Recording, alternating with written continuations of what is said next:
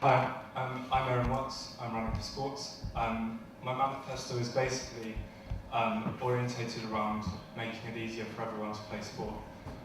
So that's ranging accessibility to sport from everyone from an ability level from beginners up to the elite players, but also people who find it difficult to play sport for reasons such as being a postgraduate student, like we heard earlier with their issues, or being on a different campus and struggling to get to training sessions. The idea behind this is to create a club structure that promotes itself to more people. So the club will essentially get more members, and then they can develop those members by developing student coaches, and then the beginners will eventually, obviously get better, and the student coaches will be able to develop as well. And we can use that to develop links in the local communities as well. Hi guys, I'm James Bramley. I'm obviously one of the sports officer in the SU as well. I'll quickly talk you through what I've done so far at university. So I was a sports second my first year and a new to sport rep, which involves getting students involved in sport from the bottom. So students in first years getting them involved in sports across the board. In my second year I was in the sports exec, and I'm on the sports exec in my third year. I run the IMS football programme for our university, which involves a Sutton Bonington football club. I also am employed by the FA to be a football activator, which involves increasing the amount of referees we have at our university. With regards to Sutton Bonington sport, I run the IMS programme, which is Sutton Bonington Playing. I've done that for the last 2 years and made great improvements with the Sutton Bonington football team to get them more involved and make it easier for them to play. We've brought games from Grove Farm to Sutton Bonington, so all their games are now played at Sutton Bonington, which makes it a lot easier for SB to get a team out and play a lot of games, and they've been very successful with this. They almost qualified to go to China last year. They got to the final tournament, and we feel that the movement of games from Grove Farm, where they are, to SB has made a huge difference with the SB football team, and I'm hoping I can make improvements and changes for all Sutton Bonington sport if I'm elected. Hi, my name is Anna King and I'm also a sports officer. Just so a quick bit about myself. I play table tennis and I'm 2 in England, and I've also represented my country. So I really want to bring back the opportunities that I've had internationally to students and give them the opportunities that I've experienced. I want to increase the communication between sports clubs and students and engage students this way by increasing the media, because I think if people know what's going on, they'll be able to get involved and they'll want to get involved as well. And also as part of the table tennis committee, I've experienced the media that we use, and I think if we push it, we definitely get more people participating. I also want to bring in a YouTube channel so people can watch how our Bucks teams are doing, because I think that's another way to engage students. As a sports scholar at the university, I want to engage the rest of the scholars, because I think that these scholars will be able to inspire other students to play sport. Good evening, I'm Joe Turner, I'm running for sports as well. To explain me, in my first and second year I played American football, was treasurer and vice president of American football last year. This year I play rugby league and I'm also a now cheerleader, so I play both Bucks and non-Bucks. At Sutton Bonington specifically, I ran the youth and sport programme for flag football, and I saw how difficult it is to try and engage students with new sports that are only available on University Park. And the reason behind that was, as was discussed earlier with societies, with being able to get to training sessions and get back from training sessions. And so specifically a point on my manifesto to try and tackle that is the Spare Bed Initiative, which is to try and encourage clubs and societies, it would work with both, to promote the fact that people can stay within the club after training session or before an early fixture overnight, to enable them to come to things like that and not be put off, or so they can still be part of things that are going on at University Park. Okay, very interesting. Who's first? One for URN, please, Jess.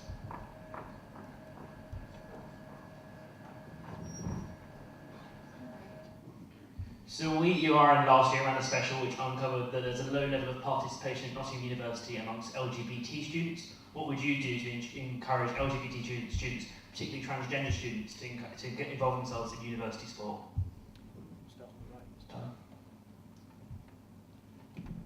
So for me, it's a really big issue at the university we have with stereotypes, and in sport in general across the country. People are stereotyped in their individual sports. For For example, I was in Jubilee Gym wearing my cheerleading t-shirt and a guy came over and questioned my sexuality. I replied with, if I was wearing my rugby t-shirt, what would the question have been? It was fine with me, but a friend of mine who is a cheerleader and is gay got very upset by that because he felt he was pigeonholed.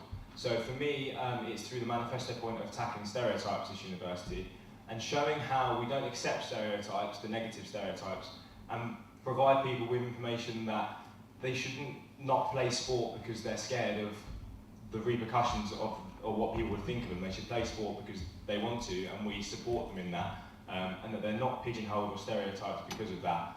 They're just seen as the individual sports, men or women. Part of my manifesto is to bring in national campaigns, and I know that there are plenty of national campaigns in England at the moment that are trying to tackle this problem. So I would use those campaigns, bring them into the university, and promote that we're supporting, trying to tackle the problem and get these campaigns supported in our university.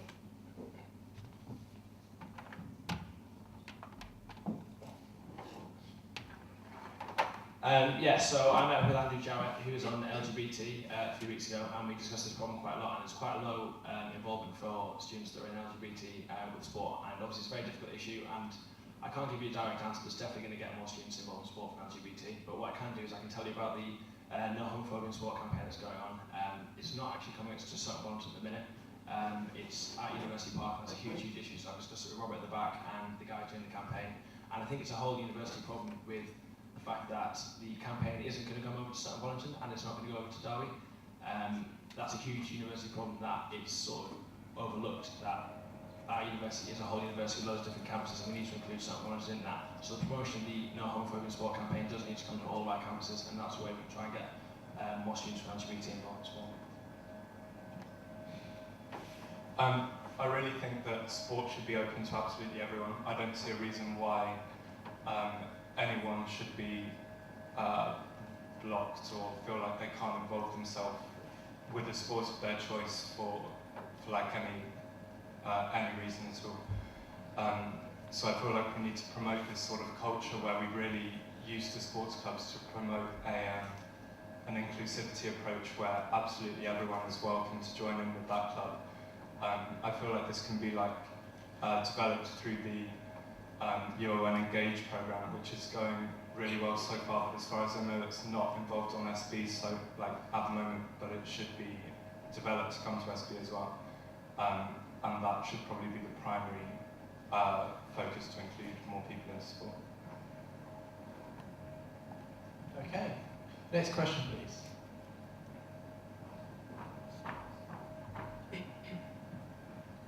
How would you improve collaboration between sports-based at SB and sports-based at UP, as there could be benefits for both?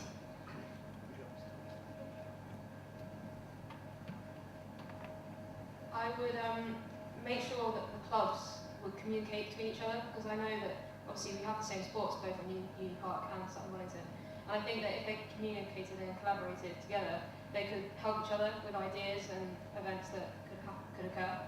I also think like the use of the media that I'm promoting through my manifesto would help this collaboration by just like communicating to each other. It's really important, because how are people supposed to know what's going on if they don't communicate? So that I would just push the communication between both campuses. So with regards to the facilities, what's worked really well in the past is moving games and events to Sutton Bonnet, that Sutton Bonnet playing. It's worked really well with football, and that's something I like to do with the sports across the board. It shows that it makes it a lot easier for students at Sutton Bonnet to stay here and play their games here. They're quite happy to play their games here. You enjoy life playing here, so it doesn't make much effort for a team to come over once a week to play, once a term to come here, whereas you guys to go to Sutton Bonnet, to University Park, where the facilities every week, it's a huge effort for you guys to go across. So that's something you can do. There are a lot of different sports over here. Not a lot, but there are quite a few different sports over here, as opposed to ones at University Park. So it's quite important to keep them going and make sure that they're supported well enough. With regards to clubs that are the same, it would be nice to get links between University Park sports teams and Sutton Bonnet sports teams, but you've got to be very careful with that. Sutton Bonnet students, you are part of University of Nottingham, but you're also Sutton Bonnet students, so you guys are unique. So you've got to make sure that we would work with the guild and work with the activities of sports officers on the Guild to make sure that we're not just making decisions and assumptions that sports at University Park are the same and are have the same needs as sports at St Bonnet. So we need to make sure there's collaboration between us and the Guilds to make sure that we're not just making assumptions and the facilities are used in the right way for St Bonnet students. Yeah, I agree with James. The facilities here are good, and we have good sporting facilities on every campus, which is a huge benefit to the university as a whole. And I really feel we need to use that more, because if the facilities aren't being used to their maximum potential, then we really should be looking into that. I also want to try and create a campus games between University Park, SB, Jubilee and Derby campus to try and initiate this sporting link between all of the campuses, and I think that could be a good first step.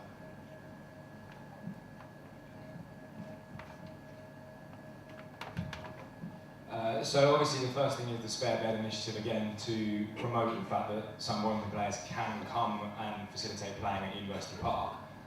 The collaboration issue is actually an issue within university sport as a whole. We don't collaborate inter-club at University Park, let alone inter-club Sutton Bonington, Derby, University Park, and it's something we need to tackle. And the way I think we try and do it is through an idea of, again, as the others have said, promoting key fixtures and matches that are going on to try and get a fan base over. So for example, I came and watched the rugby boys play a couple of weeks ago, and you guys have got more fans down for your game because you've got a great community than we do over at Highfields. We need to try and create that university culture and that university backing for everyone. And the other way is through a sport festival where all campuses come together, all sports societies, and we go and try as many sports as we can. Because we don't ever integrate with each other, we don't try each other's sports. A lot of people don't respect each other's sports because they don't understand it. And actually then people will integrate with people from different campuses because there's a venue for them too. We wouldn't cross paths with you guys unless we were running for this position. And that's a real shame, and we need to try and allow people to come into contact with other members from different campuses. And I really think that sport festival is a way to try and do that. Okay, thank you very much. I think we've got a question at the back there. I think I can see a hand. I think, is it Elliot's hand up first? Yeah. Let's see. You guys have all mentioned inclusiveness and communication. How do you propose to include minority students, including postgrads, at a later date, at any week 17, week 35 of university, where maybe in week 1, week 2 they've had a bad experience and been put off joining sports or other societies? So postgrad sports is clearly a big issue. There's over 8,000 postgrads in sport, yet they can't get enough out to play, to get enough out for their football team. That's obviously what I've been involved in. They can't get 11 lads out to play football. So clearly there's an issue there with postgrads in sport. With regards to that, postgrads obviously arrive quite late in September, and the deadlines for a lot of our teams is very early on in October. It's quite an easy solution to push the deadlines back for postgraduate teams. I think it's quite unrealistic to assume we can get enough for postgrad leagues at the minute, but the way you can use it is you can push the deadlines back for postgrad leagues and they can catch up their fixtures later on in the season. And also the facility hire, after all the undergraduates leave, the postgrads are still around, so that's a perfect time when there's loads of facility available and loads of postgrads around, so we can use that more effectively and efficiently to get postgrads involved in sport. There's loads of facilities available, so if we can get set up leagues in the summer term, once all the undergrads are left, at times that are more convenient for postgrads, then we can make it a lot easier for postgrads to get involved. Yeah, specifically for postgrads, I want to introduce an IMS exec member specifically for postgraduate students, and they'd be able to work in a way that makes it easier for postgrads to participate in IMS sport, whether this is making IMS sport more flexible or with a longer deadline, or with a specific postgraduate league. It would be a case of figuring out what's best for postgraduate students specifically. In terms of catering for people in different weeks, like away from the start of term, I feel like some more flexibility is needed. Like my background's in the tennis club, and I run the social tennis club, and we have a lot of people who join halfway through the term, saying, "Can I just come along to a few sessions as much as I want, without any commitment and that flexibility might be needed in more recreational sessions to be involved with the clubs. Also, again, the UON Engage program is that's quite flexible as well. You can come to as many sessions as you want, or as little. If you have a sports club membership, a gym membership, then they're all free. Otherwise, it's just £2 a session, and then people get the opportunity to try new sports as much or as little as they want. Does that answer your question? Cool.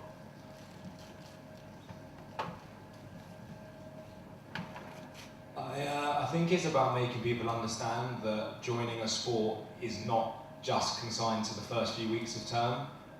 In my sport, rugby league, we pick up some of our best players in the later parts of term. I think people believe that you have to sign up for a sport in Freshers Week, and if you don't, that's your last chance.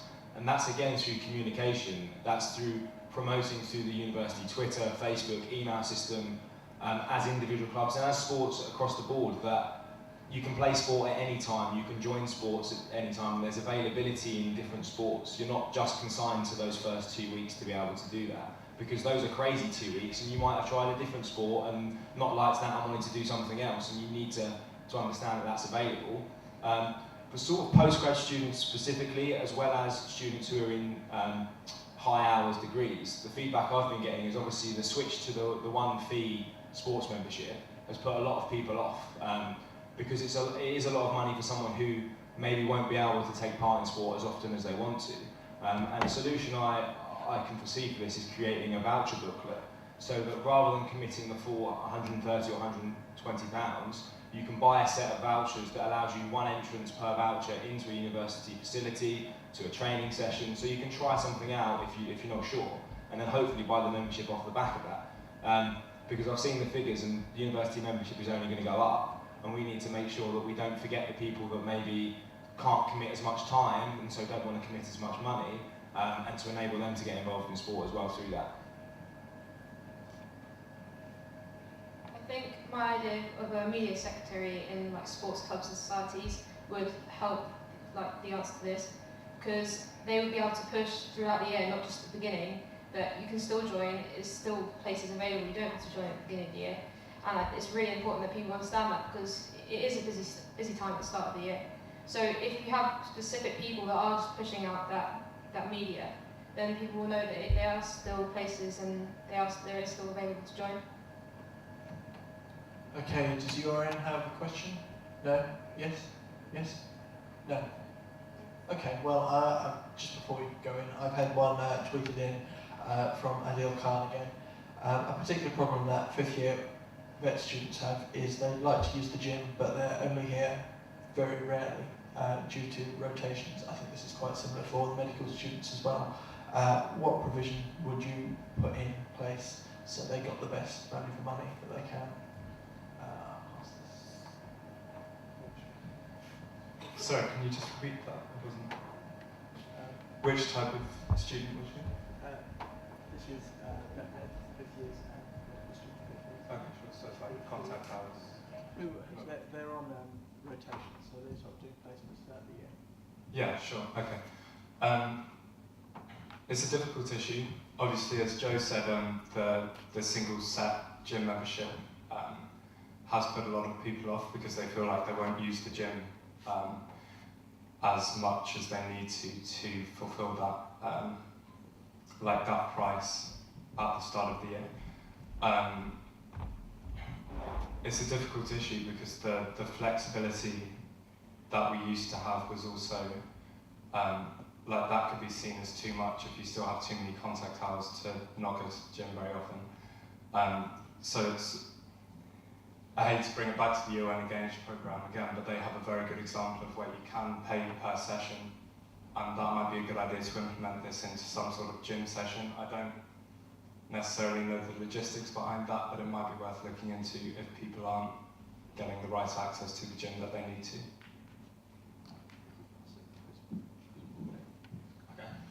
So with regards to gym memberships, it obviously affects 50 years vets over here. I was at Derby campus earlier today and it affects a lot of the UNAD over there. So one thing that I know Ellie McWilliams was looking at was trying to freeze gym memberships for people that are on placement. And that's something that, to be honest with you, I don't know how far she got with that. It's something that would seem to me to make a lot of sense, but it's obviously quite a difficult issue. She must have lobbied quite hard because I know she was a very good student union president, but what I can do is find out exactly how far she got with that and see how much more can be done with in terms of freezing gym memberships replacement. One thing I'm lobbying for is more flexibility with the way you pay for your gym memberships. So I know the gym membership prices are going to go up. I've been told by Kiri, who's going to sports, that the prices are going to go up for at least on University Park. But yeah, so the prices are going to go up, so I'm looking for more flexibility in the way you pay for the prices. Not just the flat fee at the start of the year, because that stops a lot of students getting involved in sport, especially after week one. Everyone spends a lot of money, so one way I'm looking to do it is spread the costs throughout the year for paying for the gym, so a lot more students can find it more accessible to go.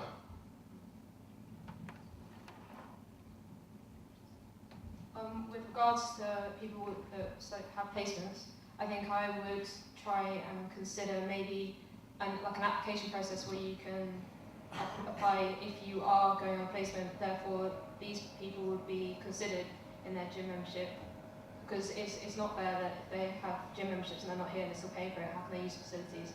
So they definitely should be considered like a new application where they get a different rate for the amount of use they can have for gym. So helpfully it's the voucher booklet again. It just allows people to, on high contact degrees like that, so again, I've got friends who are on physiotherapy as another placement-based degree, who want to get involved but can't put that money in. The voucher booklet's the perfect example for this, where rather than paying the flat rate and only using it, say, 10 times across the year, they pay a reduced rate and have 10 vouchers to use it across the year. So they actually get their money's worth with it. I agree the flexibility with payment would be something to look into. I think it's making sure that we have payment structures in at the right times for students, and that it doesn't affect the increase in sort of man hours for somebody to police that. If it means that it goes up to make it more, if it goes more expensive but you pay it in instalments, that's not a good thing for the students. I think we need to make sure and understand what the majority of people want.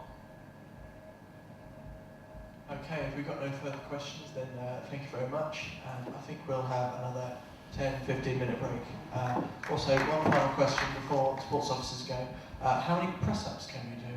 No, I'm joking. Go and sit down. Okay.